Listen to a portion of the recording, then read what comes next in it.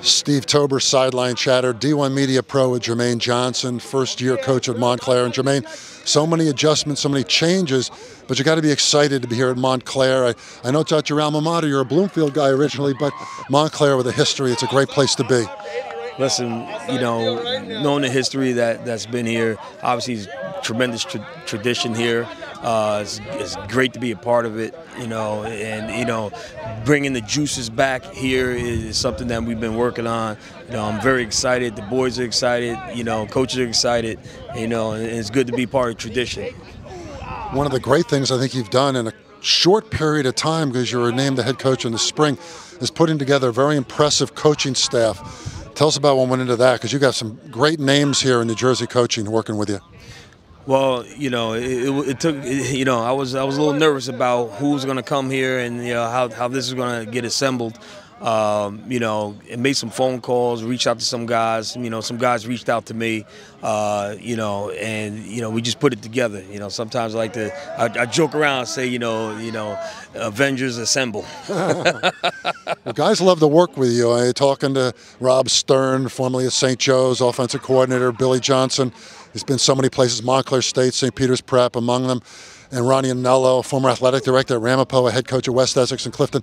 They said they wanted to work with Jermain wherever you were going to go. Happened to be Montclair, and it's really it makes it very exciting for a lot of people looking to follow the history of this program to see what the staff can do. You know, and you know, knowing coming into this type of program, you know, we needed some qualified coaches that's going to help run and help build this program up. And you know, we needed some good hardcore veterans with a few good hardcore young coaches that are hungry. And you know, no better place in the state of New Jersey to have coaches like this to, you know, give these kids an opportunity to get back to what used to be around here. So you know, bringing these gentlemen on board is, you know, one of the biggest things that I've ever accomplished. The ball club itself, I think 62, 64 players, somewhere in that neighborhood, about 25 freshmen. So numbers are not bad, decent. You're a Group 5 school, though. How do you like the talent quotient on this team? Well, you know, the talent, we have some talent here. We definitely have some talent. You know, I think we can do some pretty good things with the kids that we have here, and even our sophomore class, our younger kids. You know, we have talent there.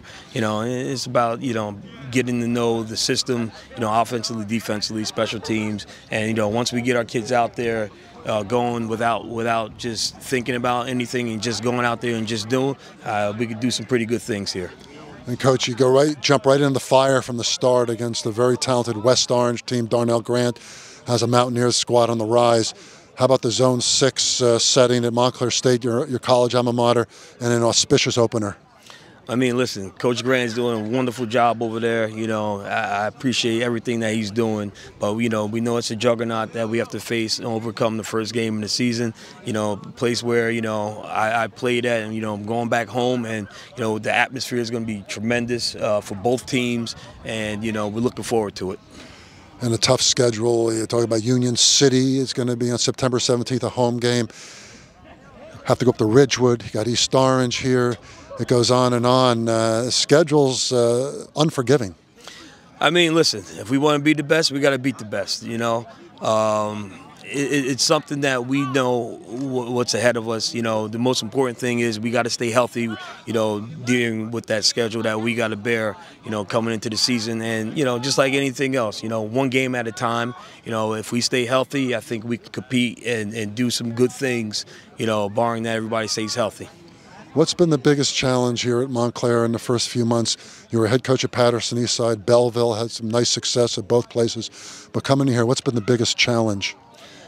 You know, every school we've been at, there's always been a couple different issues that we all have to deal with, you know. One of the issues, you know, is having so many kids. You know, it's a good issue. You know, it's a great issue.